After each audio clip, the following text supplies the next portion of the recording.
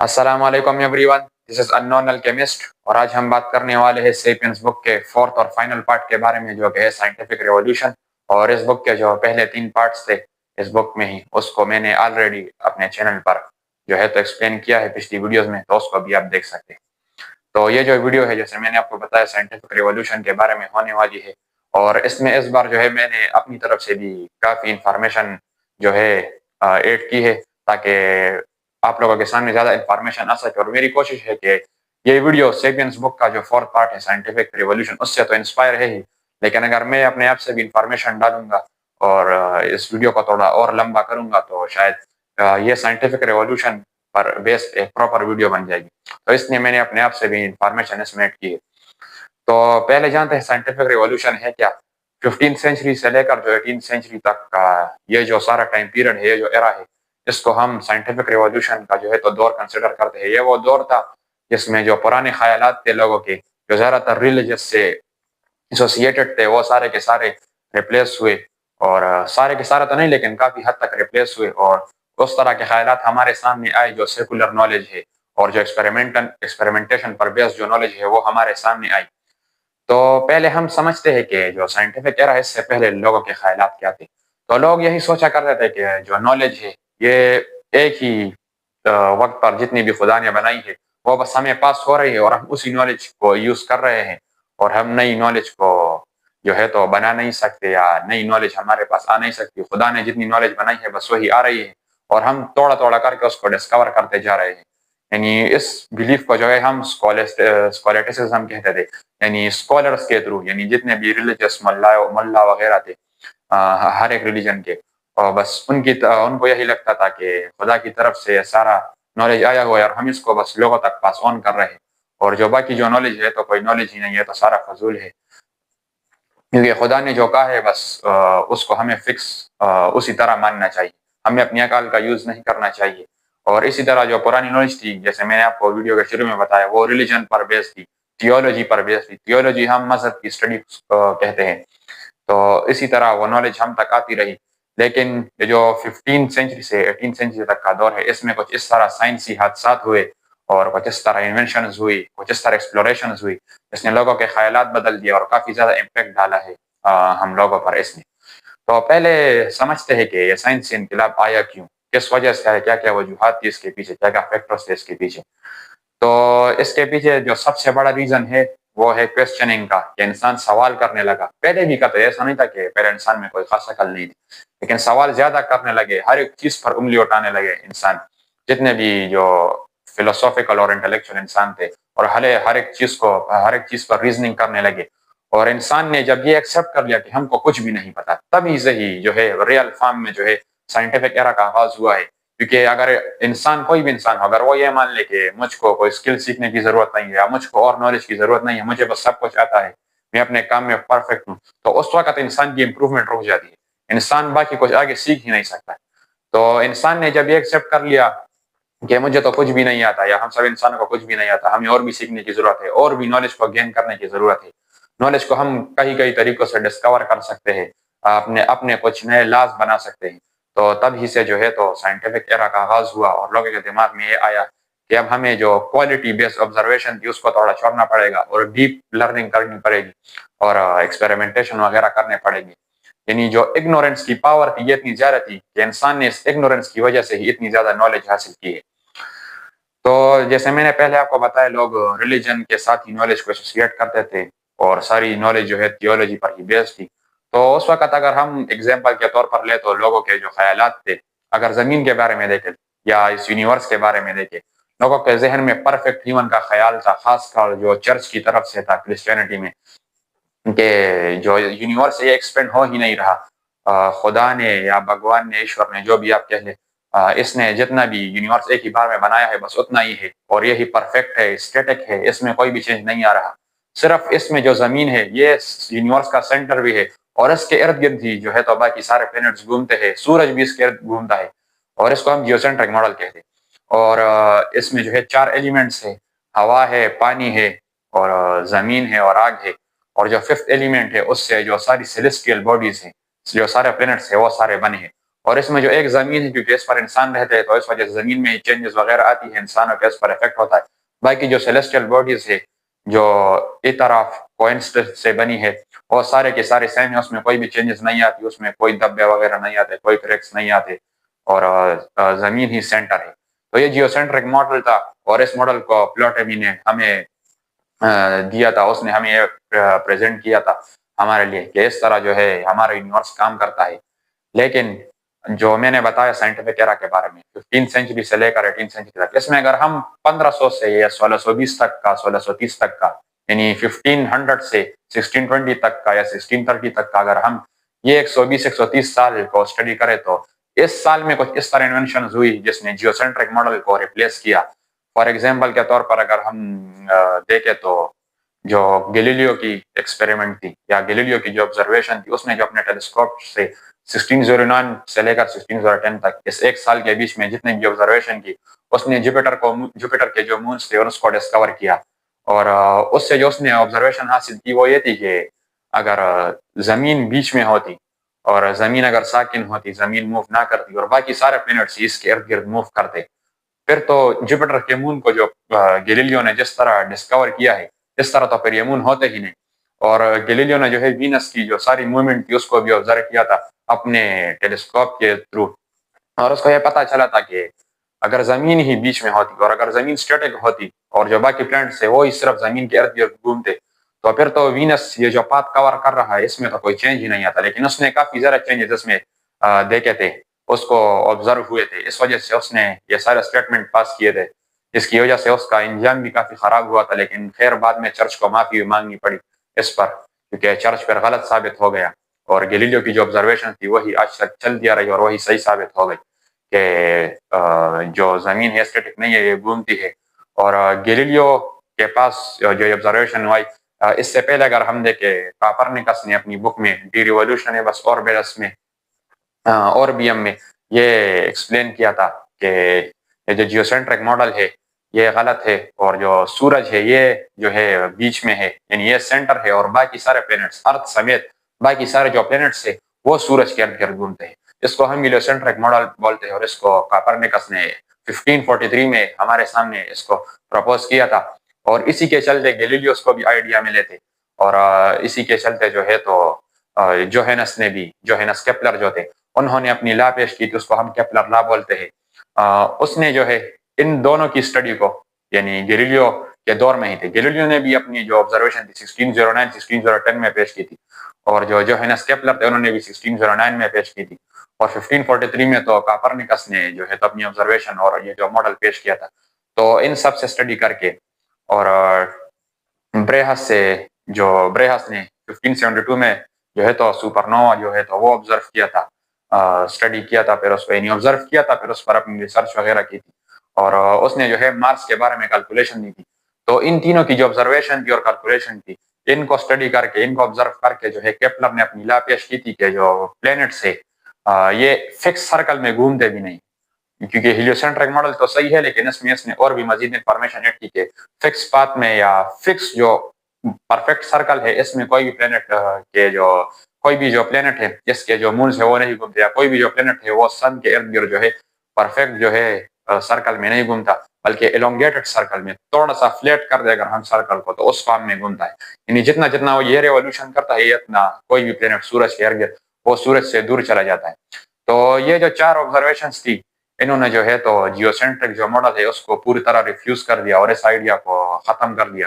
خیر وہ الگ بات ہے، آج تک لوگ مانتے ہیں کہ جیو سینٹرک ماڈل ہی سچ ہے، بہت سارے ریلیجس لوگ اس بات پر یقین کرتے ہیں، اور اس میں اتنی کانسپیریسی تھیوریز بنی ہے کہ جیو سینٹرک ماڈل میں کہ اب تو لوگ یہ بھی کافی زیادہ مانتے ہیں۔ امریکہ میں اپنے فلیٹ ارتھرز کو دیکھا ہوگا، پاکستان میں بھی بہت سارے ہیں کہ جو مانتے ہیں کہ زمین تو بیچ میں ہے بھی، لیکن صرف بیچ میں ہی نہیں ہے، زمین فلیٹ بھی ہے، یہ بالکل چپٹی ہے، یہ تو بالکل اسفیریکل فارم میں ہے ہی، تو آج کل لوگ اس بات پر بھی یقین کرتے ہیں۔ تو خیر ہر کسی کی اپنی سوچ ہے، لیکن سائنٹیفکلی اگر ہم دیکھیں تو یہ 4 جو سائنٹسٹ ہیں ان کے بارے میں میں نے آپ کو بتایا، بریہس کے بارے میں، کاپرنیکس کے بارے میں، گیلیلیو کے بارے میں، اور جوہینس کیپلر کے بارے میں۔ ان کے آبزرویشنز کی وجہ سے جو ہے ہیلیوسینٹرک ماڈل ہمارے لیے فل فارم میں آیا اور آج تک چلتا رہا ہے، اور جیو سینٹرک جو ماڈل ہے اس کو ریپلیس کر دیا گیا.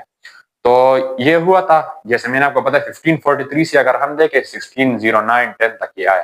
تو اس بیچ میں تقریباً اگر ہم شروع سے دیکھیں اس پر کام 1500 سے ہی شروع ہوا تھا. تو 1620 تک آتے آتے 120 سالوں میں ہمارے سامنے جو ہے ایک جیو سینٹرک جو ماڈل ہے جو پرانا خیال تھا لوگوں کا وہ ریپلیس ہوا اور ہمارے سامنے نیا خیال آیا. اور اس کے ساتھ ساتھ ان چیزوں کو یہ جو چاروں جو آبزرویشن تھی چاروں سائنٹسٹ کی اس کو نیوٹن کی اسٹڈیز نے بھی بہت زیادہ سپورٹ کیا ہے کیونکہ پہلی جو فزکس تھی سائنٹیفک ایرا سے پہلے وہ ایرسٹوٹیلین فزکس تھی. اس میں جیسے میں نے آپ کو پہلے بتایا کہ ریلیجس پر بیس تھی تو ریلیجس سے کافی زیادہ انسپائر تھی اور کوالٹی کو آبزرو کرتے ہوئے چیزوں کی کوالٹی کو آبزرو کرتے ہوئے انہوں نے یہ اسٹیٹمنٹس دی تھی ایرسٹوٹیلین فزکس میں. یہ سارے اسٹیٹمنٹ ہے کہ جو چار ایلیمنٹس ہیں جس میں زمین ہے پانی ہے اور ہوا ہے اور آگ ہے. اس میں اگر آگ کو دیکھیں اور ہوا کو دیکھیں یہ اوپر جاتے ہیں زمین کے سینٹر سے اور زمین ہی جو ہے جو سینٹر ہے اور اس سینٹر سے یہ دونوں اوپر جاتے ہیں اور جو پتھر ہے اور جو پانی ہے یہ ہوا سے اور آگ سے جو ہے تو باری ہے اس لیے یہ نیچے کی طرف آتے ہیں اور یہی زمین جو ہے سینٹر ہے اس لیے اسی سینٹر کی طرف نیچے آتے ہیں. لیکن یہ کوالٹی کے بیس پر تھا اور اس ایرسٹوٹیلین فزکس میں جو ہے انرشیا وغیرہ کا مومنٹم وغیرہ کا اس طرح کی کوئی بھی بات نہیں تھی. اس میں یہ تھا کہ اگر کوئی آبجیکٹ جا رہا ہے موشن میں ہے تو بنا کسی ایکسٹرنل فورس کے لگائے ہوئے وہ موشن میں نہیں رہ سکتا. یعنی اگر ہم اس پر کوئی بھی ایکسٹرنل فورس نہ لگائے پھر بھی اس کا موشن ختم ہو سکتا ہے. لیکن جبکہ نیوٹنین فزکس میں ایسا نہیں ہے. اس میں ایسا ہے کہ جب تک موشن میں کوئی چیز ہے وہ موشن میں ہی رہے گی جب تک اس کو کوئی چیز روک نہ دے اور جب تک کوئی چیز ریسٹ میں ہے وہ ریسٹ میں ہی رہے گی جب تک اس پر کوئی ایکسٹرنل فورس اپلائی نہ ہو اس کو موشن دینے کے. لیکن ایرسٹوٹیلین میں تو یہ نہیں تھا. تو نیوٹنین فزکس نے اس سارے خیالات کو بھی ریپلیس کیا اور اس طرح نہیں کہ صرف ہوائی باتیں کر کے فزکس میں کیلکولس کا پراپر یوز کیا میتھمیٹکس کا. اس وجہ سے ہمارے سامنے آبزرویشنز آئی اور یہ بھی سامنے آیا کہ ضروری نہیں ہے کہ جو چیز بھاری ہو وہ پہلے زمین پر آئے اور جو چیز ہلکی ہو وہ بعد میں زمین پر آئے. ویکیوم میں شاید کچھ الگ کنسیپٹ ہوگا اس کا اور ایئر میں شاید کچھ الگ افیکٹ ہوگا باڈیز پر جو ہیوی باڈی ہے یا لائٹ باڈی ہے. تو اس نے بھی ایرسٹوٹیلین جو فزکس ہے اس کو سارا ریفیوز کیا اور جو نیوٹنین فزکس ہے جب یہ ہمارے سامنے آیا تو اس نے جو ہے وہ جو چاروں پہلے میں نے سائنٹسٹ بتائی آپ کو ان سب کی جو اسٹڈیز ہیں ان کو سپورٹ کیا. تو اس طرح یہ دوسرا خیال جو تھا ایرسٹوٹیلین فزکس جو تھا یہ سارا بھی ریپلیس ہوا نیوٹنین فزکس سے. اور اگر ہم کیمسٹری کے فیلڈ میں بات کریں تو پہلے الکیمی پریکٹس ہوا کرتی تھی. جو مسلم جو سائنسی دور تھا اس سے اس کا آغاز ہوا ہے. جابر بن حیان جیسے آپ سب کو پتا ہوگا کہ کیمسٹری کے فادر مانے جاتے ہیں. لیکن الکیمی وہاں سے پریکٹس اس طرح ہو رہی تھی کہ اس وقت کے جو سائنٹسٹ تھے ان کا اصل جو مقصد یہ تھا وہ تھا کہ باقی جو میٹلز ہے لوہا وغیرہ ہے پیتل وغیرہ ہے اس کو ہم سونے میں کیسے کنورٹ کریں گے گولڈ میں کیسے کنورٹ کریں گے. تو سارا کا سارا اگر آپ دیکھیں تو انڈائریکٹلی یا ڈائریکٹلی لالچ پر ہی بیس تھا اور اس وجہ سے وہ یہ بلیو کرتے تھے کہ کیمسٹری کے ساتھ کچھ نہ کچھ میجک انوالو ہے. اس لیے وہ اپنی لیب میں میجیکل سٹونز وغیرہ بھی رکھتے تھے اور اس بات پر بلیو کرتے تھے کوئی نہ کوئی اسپرچول کچھ ہوگا کچھ طاقت وغیرہ آئے گی وہ پھر اس میٹل کو سٹون میں یہ جو میٹل ہے اس کو گولڈ میں کنورٹ کرے گی. لیکن الکیمی کو پھر ریپلیس کیا گیا کیونکہ جب رابرٹ بوائل نے اپنی بک لکھی اسکیپٹیکل فزکس 1662 میں لکھی تھی اس میں اپنے جو ایکسپیریمنٹ تھے اور اس نے جو ہے تو اپنی بوائلز لا کو پریزنٹ کیا تھا. اس سے یہ پروو ہو گیا کہ یہ سب کچھ جو ہے یہ جو سائنس ہے یہ سیکولر نالج ہے ایکسپیریمنٹیشن پر بیسڈ ہے. اس میں کوئی بھی میجک وغیرہ کا کوئی اثر وغیرہ نہیں ہے. اس لیے جو الکیمی تھی جس کے فادر جابر بن حیان تھے اس کو ماڈرن کیمسٹری سے ریپلیس کیا گیا اور ماڈرن کیمسٹری کے جو فادر ہے وہ رابرٹ بوائل کو مانا جاتا ہے. تو یہ تو کیمسٹری کے فیلڈ میں ہو گیا. اگر ہم میڈیکل یا بایولوجی کے فیلڈ میں دیکھیں تو پہلے جو ہے گیلنز تھیوری تھی یا گیلنز لا تھی یعنی لا تو ہم نہیں کہہ سکتے کیونکہ غلط ثابت ہو گئی. گیلن تھیوری تھی اس کے مطابق ہماری باڈی میں 4 طرح کے کیمیکلز ہے یا ہیومرز ہے. اس میں سے ایک بلیک بائل ہے اور ایک یلو بائل ہے ایک فلیگم ہے اور ایک جو ہے تو بلڈ ہے. اور یہ انسان کے ایموشنز کو یہ چاروں چیزیں پریزنٹ کرتے ہیں. جیسے فلیگم ہے یہ سردی کو اور پانی کو پریزنٹ کرتا ہے. جو بلڈ ہے یہ جو ہے سپرنگ کو ریپرزینٹ کرتا ہے اور جو بلیک بائل ہے یہ آٹم کو اور ارتھ کو پریزنٹ کرتا ہے اور جو یلو بائل ہے غصے کو پریزنٹ کرتا ہے اور سمر کو پریزنٹ کرتا ہے. سمر یعنی گرمی کے موسم کو. اور اس 4 بائلز پر یا 4 ہیومر پر ہی ان کی ساری میڈیکل کی جو فیلڈ تھی وہ بیس تھی اور اسی طرح ساری میڈیسنری پریکٹس ہوتی تھی ساری بایولوجی پریکٹس ہوتی تھی. اور گیلنز تھیوری کے مطابق جو ہے اور اس کے ساتھ اس ٹائم کے جتنے بھی سائنٹسٹ وغیرہ تھے، سائنٹسٹ تو ہم نہیں کہہ سکتے کیونکہ سائنس تو اس فارم میں اصل فارم میں تھی ہی نہیں، اس وقت ایکسپیریمنٹیشن تو ہوتی نہیں تھی، لیکن اس وقت کے جو انٹلیکچوئل لوگ تھے اور جو گیلن کی تھیوری کے اس مطابق جو ہے جو ہارٹ ہے یہ خون کی پمپنگ نہیں کرتا، بلکہ جو لیور ہے، جگر ہے، اس سے ہی خون جو ہے اوپر نیچے ہوتا ہے، اور بیک اور فور فارم میں جو ہے ایک بار اوپر جاتا ہے ایک بار نیچے آتا ہے، ان کا خیال یہ تھا۔ لیکن پھر جو ہے تو دو سائنٹسٹ آئے ہمارے سامنے، ولیم ہاروی تھے، ان کی جو بلڈ سرکولیشن پر کام تھا، 10 سال انہوں نے کام کیا بلڈ سرکولیشن پر، 1609 سے لے کر 1619 تک، اور ایک اور بھی سائنٹسٹ تھے انہوں نے بھی کام کیا اس پر، یعنی یہ جو بلڈ سرکولیشن وغیرہ ہے اس پر، اور یہ جو 4 ہیومرز کی تھیوری تھی اس پر جو ہے دبا لگ گیا، اس کو ختم کر دیا گیا، بھلے ہی اس کی امپورٹنس اس وجہ سے تھی کہ ان 4 ہیومرز کو رکھتے ہوئے یہ لوگ جو ہے پلانٹس کے کلر کو جج کرتے تھے، اور پلانٹس کے کلر کو اور ہمارے جسم میں جو ہیومر ہے اس کی تھیوری کے مطابق ان کے کلرز کو میچ کرواتے تھے، اور ہماری دوائیاں بنتی تھی، اور کچھ حد تک یہ کام بھی کرتی تھی، لیکن لوگوں کو پتہ نہیں تھا کہ اس کے سائنٹیفک پروسیس کے بارے میں۔ لیکن جو ولیم ہاروی کی جو بلڈ سرکولیشن پر کام ہے 10 سال تک، اور جو ماڈرن اناٹمی ہے اس نے پھر گیلن کی تھیوری کو سارا کا سارا ریپلیس کر دیا۔ آنڈریاس ویلایس جس نے اپنی بک میں مینشن کیا تھا ماڈرن اناٹمی کو، اور ولیم ہاروی اور جو ویلایس ہے آنڈریاس ویلایس، اس کی اسٹڈی کے بدولت، ان کی ریسرچ کی بدولت ہی یہ جو ہارٹ کی پمپنگ ہے، اور ہارٹ ہی جو ہے ہمیں خون دیتا ہے، خون کی پمپنگ کرتا ہے، خون کی سرکولیشن کرتا ہے، یہ ساری سٹڈیز ہمارے سامنے ہیں۔ تو یہ تو بات سائنٹیفک ایرا کی تھی، اور اس ایرا نے ہم پر کچھ ایسے امپیکٹ ڈالے کہ پہلے جو ہے یہ مانا جاتا تھا کہ نیچر جو ہے وہ ڈیوائن ہے، یعنی پہلے میں نے آپ کو بتایا کہ خدا نے جو لاز بنائے ہیں بس وہی پریکٹس ہو رہے ہیں، اور جو فرشتے ہیں یہ ساری سیلیسٹیل باڈیز کو چلاتے ہیں، لوگوں کے یہ خیالات تھے، اور جو نیچر ہے یہ فکسڈ ہے، اس میں کوئی چینج نہیں آتا، اور خدا نے جس طرح اس کو بنایا ہے اسی طرح بس چلتا جا رہا ہے۔ لیکن پھر جو ہے تو میکینسٹ نیچر آیا کہ نیچر جو ہے چینج ہوتا رہتا ہے، یونیورس میں جو ہے تو ایکسپینشن وغیرہ آتا رہتا ہے، تو یہ ہم پر امپیکٹ ہوا تھا اس سائنٹیفک ریولوشن کا۔ اس کے ساتھ ساتھ اگر ہم دیکھیں تو سائنٹیفک جو ریولوشن ہے یہ کچھ چیزیں ہیں جس نے ان کو سپورٹ کیا ہے سائنٹیفک ریولوشن کا، اور سائنٹیفک ریولوشن کے کچھ آؤٹ کمز بھی۔ تو جیسے جیسے سائنٹیفک ریولوشن ہو رہا تھا، سائنسی انقلاب آ رہا تھا، اور سائنسی ایجادات وغیرہ ہو رہی تھی، اس کو جو سب سے زیادہ اگر کسی چیز نے سپورٹ کیا ہے تو وہ ایکسپلوریشن ہے، یعنی جو یوروپین جو ٹریولرز تھے یہ ہر کنٹری میں یا کانٹیننٹ میں جاتے تھے، اور ان کی جو کلچر کی چیزیں ہیں ان کو چراتے تھے یا اپنے ساتھ لے آتے تھے، جو لفظ بھی آپ یوز کریں آپ کو صحیح لگے وہی لفظ یوز کر لے آپ، تو ان کی چیزوں کو ریوارڈ کے طور پر اپنے ساتھ لے آتے تھے۔ یعنی فرض کر اگر انڈیا میں آئے ہیں، یہاں جو کلچرل اسکرپٹس وغیرہ ہے، یہاں کی مندروں سے جو اسٹیچوز وغیرہ ہے وہ اپنے ساتھ لے کر جاتے تھے ریوارڈ کے طور پر، کہ ہم نے جو ہے اس جگہ کو کولونائز کیا ہے، ہم نے یہاں جو ہے ہم نے اپنی ٹریڈنگ بھی کی ہے، اور یہاں اپنے ہم نے جو ہے تو اپنا افیکٹ بھی چھوڑا ہے۔ تو اسی طرح اگر ہم کچھ فیمس ایکسپلوریشن کی بات کریں تو سب سے پہلے امریکہ کی ڈسکوری آتی ہے۔ جو کرسٹوفر کولمبس تھے وہ 1492 میں جانا چاہتے تو انڈیا تھے، لیکن ان کو پتہ نہیں تھا، اور ایکسیڈنٹلی جو ہے تو وہ ہوا کی ڈائریکشن کو فالو کرتے ہوئے الٹی دشا میں چلے گئے، تقریباً الٹی دشا میں چلے گئے، اور امریکہ جو سب کانٹیننٹ ہے وہاں پہنچ گئے۔ وہاں پر وہ بہاماس آئی لینڈ میں پہنچ گئے، یعنی اس وقت تو آئی لینڈ ہی تھی، ابھی جو ہے تو یہ کنٹری بنی ہے بہاماس، اس وقت تو یہ نام نہیں تھا، لیکن جب وہاں پہنچ گئے اس جگہ پر ان آئی لینڈز پر، تو ان کو تو پتہ نہیں تھا کہ میں کہاں ہوں، ان کو تو یہ لگا تھا کہ میں نے صحیح ڈائریکشن فالو کی اور میں اس انڈیا ہی پہنچ گیا،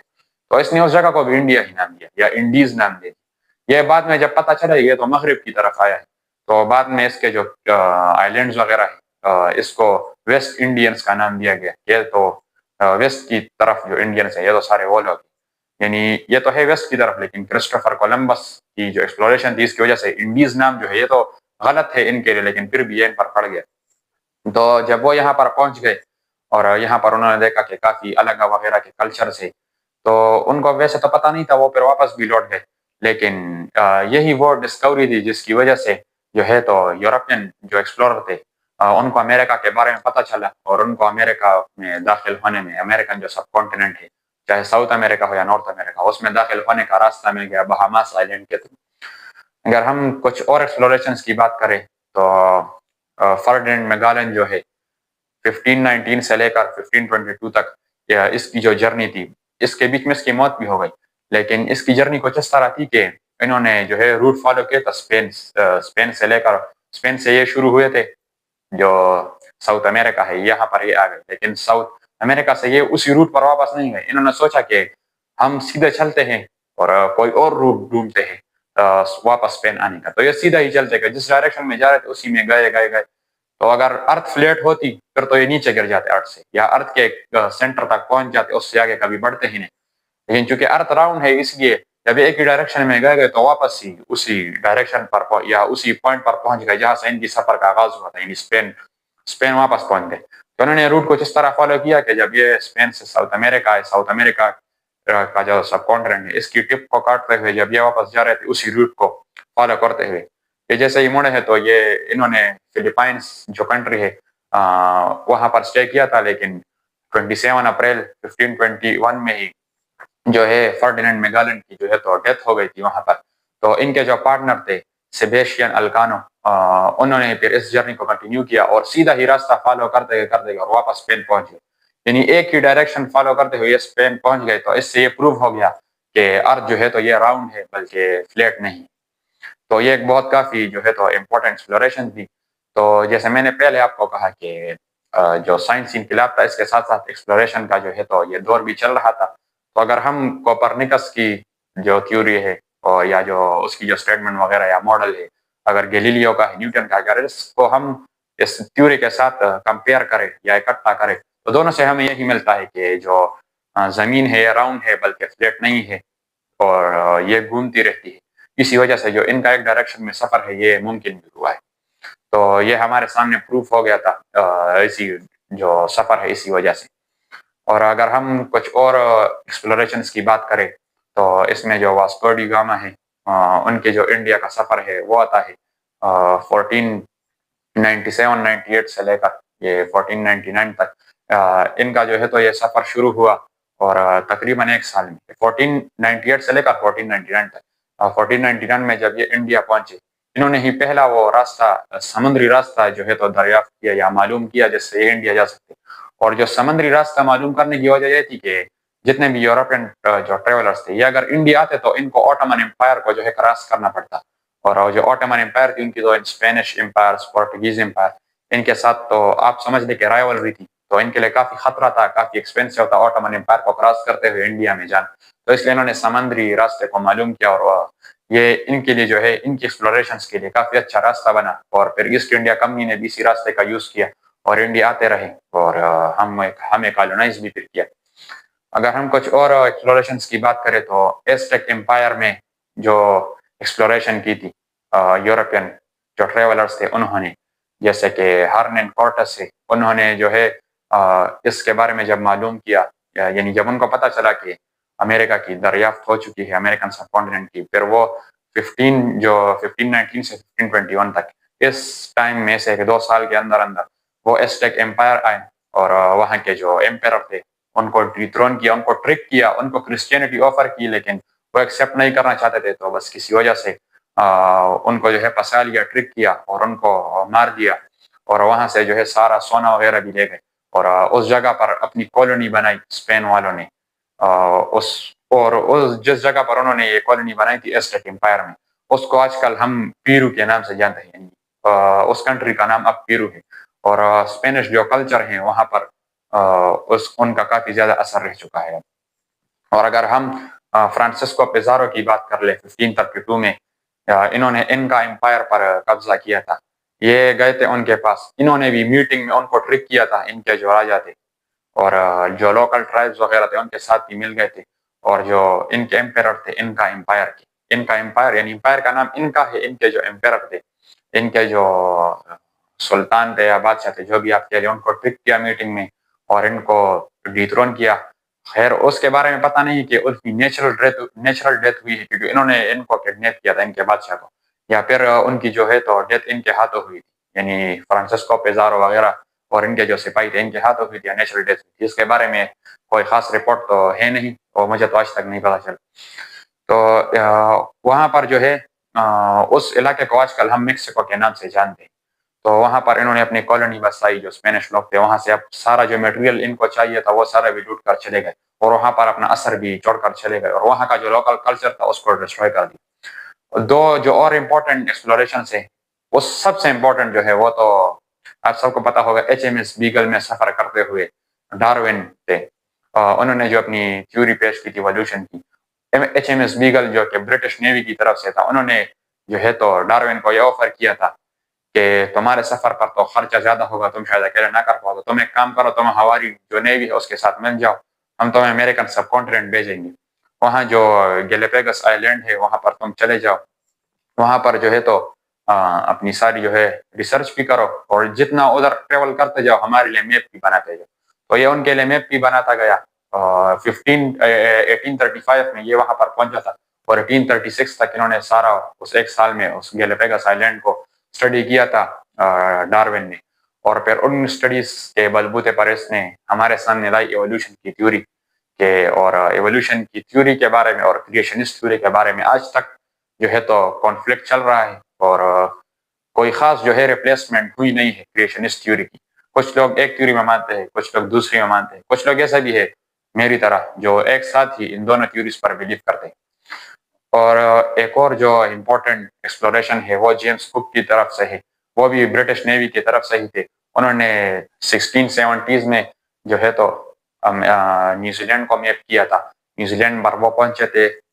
6 to 8 اکتوبر 1670 میں، اور جو پاورٹی بے ہے نیوزی لینڈ میں اس علاقے پر پہنچے تھے. پھر نیوزی لینڈ میں سارا گھومے تھے، ایک سال میں اس کو سارا میپ کیا تھا. پھر آسٹریلیا پہنچے تھے 1771 میں، اور آسٹریلیا کو بھی سارا میپ کیا تھا، اور جو ساری انفارمیشن تھی، کلچرل انفارمیشن تھی، کیا کیا جغرافیہ ہے، ہسٹری ہے آسٹریلیا اور نیوزی لینڈ کی، وہ ساری انفارمیشن کی برٹش امپائر کو دی. اور جیسے میں نے پہلے آپ کو بتایا کہ یہ جو ایکسپلوریشن ہے اس نے تو سائنٹیفک ریولوشن کو جو ہے سپورٹ کیا ہے کافی زیادہ ڈائریکٹلی یا انڈائریکٹلی. لیکن جو سائنٹیفک ریولوشن کا جو ہے تو آؤٹ کم ہے وہ ہے انڈسٹریل ریولوشن. اس میں کچھ امپورٹنٹ انوینشنس کی اگر ہم بات کر لیں تو 1712 میں تھامس نیو کامن نے اسٹیم انجن کا جو ہے انوینٹ کیا تھا، اور اس اسٹیم انجن کو پھر 1778 میں جو ہے جیمز واٹ نے امپروو کیا تھا انرجی کو یوز کرتے ہوئے.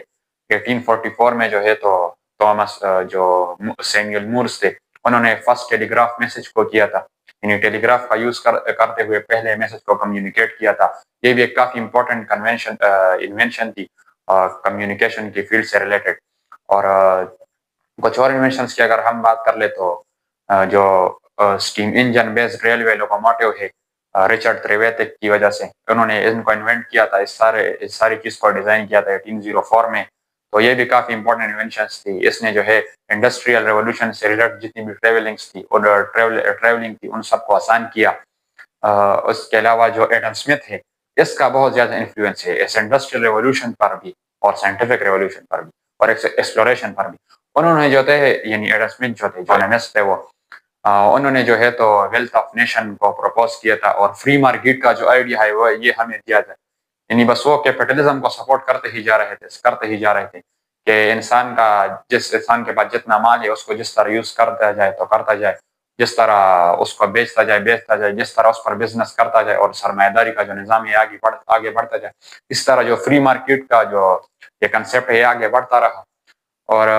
ابھی تک جو جتنی بھی یہ کہانی میں نے آپ کو سنائی سائنٹیفک ریولوشن کی، آپ کو بہت اچھا لگ رہا ہوگا کہ اس طرح پرانے خیالات جو تھے جس میں کافی سارے خیالات اگر غلط ہے وہ سب ریپلیس ہو گئے، نئے خیالات آ گئے، نئے انوینشنس ہو گئے، انڈسٹریاں بنی، لوگوں کو جاب ملی. اگر کیپٹلزم تھا بھی تو لوگوں کے پاس جاب بھی تو آ رہی تھی. لیکن کیا ہماری کہانی یہیں پر ختم ہوتی ہے؟ بالکل بھی نہیں. جس طرح ہر ایک انسان کا ایک برا اور اچھا سائڈ ہوتا ہے، یا ہر ایک سکے کے دو رخ ہوتے ہیں، ہیڈ اور ٹیل، یعنی شیر اور خط، اسی طرح سائنٹیفک ریولوشن کے بھی کچھ بیڈ سائڈز بھی ہیں، بلکہ بہت زیادہ بیڈ سائڈز. یہ جو ایکسپلوریشن تھی اور سائنٹیفک ریولوشن تھی اسی وجہ سے کافی زیادہ کلچرز خراب ہوئے، ڈسٹروئی ہوئے. جیسے میں نے آپ کو ایزٹیک امپائر کے بارے میں بتایا، جو کہ ماڈرن ڈے پیرو کا جو علاقہ ہے، وہاں کا جو لوکل کلچر تھا وہ تب ہے ہی نہیں، سارا کا سارا ختم ہو گیا. اس میں تو کتنی زیادہ مکسچر آ گئی ہے اسپینش کلچر. اور اگر ہم میکسیکو میں بات کر لیں جو ان کا امپائر تھی، ان کا امپائر کو اگر ڈسٹروئی کیا گیا، ان کے کلچر کو، ان کے امپائر کو ختم کیا گیا، ان کے جو سلطنت تھے ان کو سلطان تھے ان کو مارا گیا، یا ان کی نیچرل ڈیتھ ہو گئی. اس وجہ سے ان کی جو لوکل جو ریلیجیس بلیف تھی وہ سارے بھی ختم ہو گئی.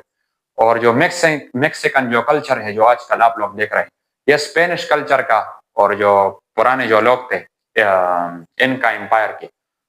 ان سب کا بلینڈ ہے. یہ دونوں کلچر مکس ہوئے ہیں تبھی میکسیکن کلچر آیا ہے. تو وہاں کا لوکل کلچر میں تو ساری ملاوٹ آ گئی, حالانکہ زمانے کے حساب سے ضروری بھی ہے, لیکن وہ تو زبردستی ملاوٹ آ گئی اور کافی زیادہ قتل عام ہوا. یہ بھی ایک بیڈ سائڈ تھا. اور اگر ہم انڈیا کو ٹریولنگ کی بات کریں, جب ایسٹ انڈیا کمپنی کو بھی پتہ چلا اس کے بارے میں, یعنی سمندر کے ذریعے انڈیا تک پہنچنے کے بارے میں, وہ یہاں پر آئے مسالوں کی ٹریڈنگ کے خاطر. اور جب ہی ان کو چانس ملا انہوں نے ہمیں کولونائز کر دیا, دھیرے دھیرے ہم پر اپنا قبضہ جمایا. اور جو مسالوں کی ٹریڈنگ کی خاطر آئی تھی وہ تو ہمارے بادشاہ بن گئے, ہم تو ان کے غلام بن گئے, نوکر بن گئے. تو اور انہوں نے بھی ہمارے لوکل کلچر کو ڈسٹروائے کیا. اور جیسے ویڈیو کے شروع میں بھی میں نے آپ کو بتایا کہ جتنے بھی یہ جو ایکسپلوررز تھے, یہ جب واپس جاتے تھے اپنی کنٹری, ہماری کنٹری سے یا جس کنٹری کو بھی یہ لوگ کالونائز کرتے, وہاں سے کچھ کلچر اسکرپٹ وغیرہ لے جاتے تھے, یا اس کنٹری کے جو یونیک جو اسپائڈرز وغیرہ تھے, کیڑے مکوڑے تھے, ان کے سیمپلس کو اپنے ساتھ لے جاتے تھے ریوارڈ کے طور پر. یہ دیکھو ہم نے اس کلچر کو اس طرح بلینڈ کیا ہے, یا اس کنٹری کو, اس سب کانٹیننٹ کو, اس امپائر کو اس طرح انویٹ کیا ہے, اور ہم نے اب ان پر قبضہ کیا ہے. تو وہ ریوارڈ کے طور پر ان سب کو اپنے ساتھ لے جایا کرتے تھے. ابھی بھی اگر کوئی انگلینڈ میں رہتا ہو آپ لوگوں میں سے, تو وہاں کے میوزیم میں آپ نے دیکھا ہوگا بہت سارے جو ہے تو انڈین کلچر کے اسکرپٹ وغیرہ ہوں گے, اوزار وغیرہ ہوں گے, انڈین کلچر کی جو پرانی چیزیں ہیں وہ ان کے میوزیم میں ہوں گی. کوہ نور کو آپ اگر دیکھ لیں تو یہ سارے وہ بیڈ افیکٹس تھے جتنی بھی بلکہ ایکسپلوریشنز ہوئی, چاہے امریکہ میں ہوئی ہو. اور ان جو ایکسپلوریشنز ہے, یہ جو ایکسپلوریشنز ہے اور جو سائنٹیفک ریولیوشن ہے, اسی وجہ سے جو ہے امپیریلزم بھی بڑھا ہے. کیونکہ یہ تو کی تو یورپینس نے, یورپینس کو یہ سمجھ میں آ گیا تھا کہ سائنس ضروری ہے, باقی سب کانٹیننٹس کے لوگ تو عقل کے اندر ہی رہ گئے تھے. خاص کر اگر ہم ایشین سب کانٹیننٹ میں بات کریں, پاکستان, انڈیا وغیرہ کی, تو جب یورپینس کو یہ سب سمجھ میں آ گئی تھی تو انہوں نے اپنی ایکسپلوریشن کا بھی یوز کیا, اور اس کے ساتھ ساتھ جو ہے امپیریلزم کو جمانا شروع کیا. جب امپیریلزم آ گئی تو ہمارے لوکل کلچر تو ڈسٹروائے ہو گئے, اور ہمارے لوکل کلچر ڈسٹروائے ہو گئے, ہمارے بلیف ڈسٹروائے ہو گئے. اور اسی طرح سے امپیریلزم جو تھی, ابھی تو امپائر فارم نہیں ہوتی, لیکن اس کا ابھی تک اتنا گند اثر ہے. اگر آپ ہماری کنٹری پر دیکھیں, انڈیا, پاکستان وغیرہ پر, ڈیوائڈ اینڈ رول کا جو کنسیپٹ ہے وہ تبھی تک چلا ہے. اگر آپ صرف پاکستان میں دیکھ لیں اور اگر صرف انڈیا میں دیکھ لیں, وہاں ابھی تک آپ کو یہ ذات پات پر مسئلے دکھائی دیں گے, مذہب کے اوپر ڈیوائڈ اینڈ رول کا جو اثر ہے ابھی تک آپ کو دکھائی دیں گے. اور اگر ہماری ملک کی جو تقسیم بھی ہے پاکستان اور انڈیا کی, یہ بھی تو ڈیوائڈ اینڈ رول کی وجہ سے ہوئی. ہزاروں سالوں تک ایک ساتھ تھے, اور اس ایک امپیریلزم کے گندے اثر میں ملک کا بٹوارا کر دیا. وہ الگ بات ہے کہ یہ صحیح تھا یا غلط ہے, اس پر ایک الگ ویڈیو بن سکتی ہے. یا اگر ہم ساؤتھ افریقہ کی بات کر لیں, جو 2 بار کولونائز ہوئی, ایک بار نیدرلینڈ کے لوگوں نے, جو ڈچ جو ایکسپلوررز تھے انہوں نے اس کو کولونائز کیا, ڈچ امپائر نے, اور اس کے بعد برٹش امپائر نے بھی اس کو کولونائز کیا. تو افریقہ کے لوکل لوگ تو سارے بلیک تھے, ڈچ امپائر نے اس کو کولونائز کیا تو وائٹ پیپل آ گئے. پھر برٹش امپائر نے جب کولونائز کیا تو برٹش بھی وائٹ تھے, جب وہ لوگ آ گئے تو یہاں کے وائٹ لوگوں کو وہ زیادہ سپورٹ کرنے لگے, کیونکہ اسکن کلر میچ کرتا تھا. اور جو بلیک جو لوگ تھے ان کو زیادہ سپورٹ نہیں ملی, ان کے ساتھ کافی ظلم وغیرہ ہوئے. ساؤتھ افریقہ کے جو لوکل وائٹ لوگ تھے ان کے ساتھ بھی ہوئے, لیکن بلیک کے ساتھ زیادہ ہوئے. بلیک لوگوں کو زیادہ نظر انداز کیا, بلیک کلر کو بدصورتی کا سمبل مانا گیا. اور اس وجہ سے آج تک آپ لوگوں کو ساؤتھ افریقہ میں بھی دکھائی دیتا ہوگا. اگر آپ ان کی کرکٹ ٹیم کی بھی بات کر لیں, اس میں بھی کوٹا سسٹم ہے کہ اتنے ٹیم میں کالے لوگ ہوں گے, اتنے سفید لوگ ہوں گے, اتنے نیلے پیلے لوگ ہوں گے. یہ کیا گند غلام ہے. تو ابھی تک اتنا زیادہ جو ہے تو گندا اثر ہے اس امپیریلزم کا, اور جو سائنسی دور تھا. اور امپیریلزم کے ساتھ میں سائنسی دور کو اس لیے جوڑ رہا ہوں کیونکہ سلطنت کا قیام اور جو سائنسی دور ہے, ان میں سے ایک چیز ہوگی تو دوسری خواہ ہوگی. اگر سلطنت بنی ہے تو اس کو چلانے کے لیے جو سائنسی لوگ ہیں ان کو جس طرح ایجادات کرنے ہوں گے کہ وہ اس سلطنت کو کنٹرول کر سکے. اور اگر سائنس دھیرے دھیرے بڑھے گی تو جو قوم سائنس کو زیادہ فائدہ اٹھاتی رہے گی تو پھر ان کی سلطنت بنی رہے گی. تو ان دونوں میں سے ایک بھی چیز ہوگی تو دوسری خواہ ہوگی. پھر اس میں ایک تیسری چیز بھی آتی ہے کہ جب یہ دونوں چیزیں ہونے لگی تو کیپٹلزم بھی زیادہ ہونے لگا. کیپٹلزم زیادہ ہونے لگا یعنی جس کے پاس سائنسی نالج زیادہ تھی اور سائنس کو اپلائی کرنے کے لیے, ایکسپیریمنٹیشنز کرنے کے لیے کافی زیادہ پیسے چاہیے ہوتے, تو جس کے پاس پیسے ہوتے تھے وہی کرتا تھا. تو کیپٹلزم کا جو انجن ہے اس کو سائنسی معلومات نے اور جو امپیریلزم ہے اس نے کافی زیادہ ایندھن دیا ہے. اور ابھی تک کیپٹلزم آگے بڑھتا ہی جا رہا ہے. جس کے پاس جتنا سرمایہ ہے, جتنے پیسے, اس کو لگایا جا رہا ہے, اور غریب جو ہے دن بدن غریب ہوتا جا رہا ہے. اور اس کے ساتھ ایک اور چیز بھی ہے انڈسٹریل ریولیوشن کی, جیسے میں نے بات کی, اس پر جو ایڈم اسمتھ کا اتنا انفلوئنس ہے, یعنی جس نے جو فری مارکیٹ کی بات کی, اس کا بھی کافی زیادہ ایک نیگیٹو اثر ہے ہم پر. بھلے ہی فری مارکیٹ ایک اچھی چیز ہے, انسان کا جو اپنی چیز ہے اس پر اس کا ہی حق ہے، لیکن اس کا کافی زیادہ غلط امپیکٹ بھی پڑتا ہے۔ جس کے پاس زیادہ پیسہ ہوتا ہے وہ پھر غریبوں کو کنٹرول کرنے لگ جاتے ہیں، کوئی مورالٹی وغیرہ باقی نہیں رہتی،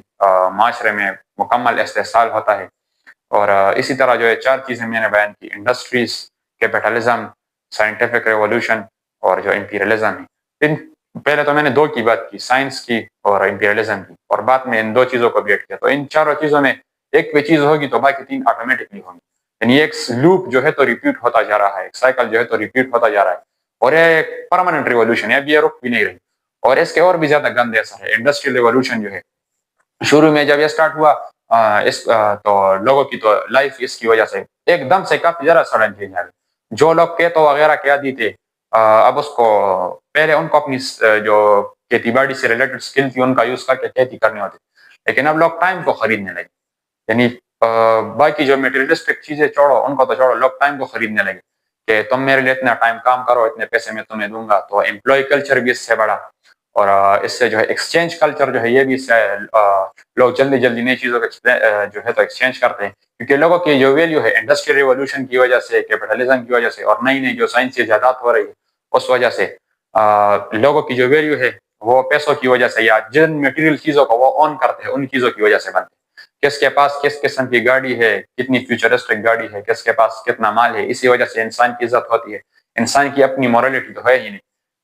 کہ انسانیت کی بیس پر عزت کس طرح کرنی ہے۔ اور اس طرح جو یہ کیپٹلزم اتنا زیادہ بڑھتا جا رہا ہے سائنٹیفک ریولوشن کی، ابھی تک اس کا جو ہے تو ہم پر اثر ہے، اور یہ اور بھی بڑھتا جا رہا ہے، تو اور بھی اس کا جو ہے تو اثر ہوگا۔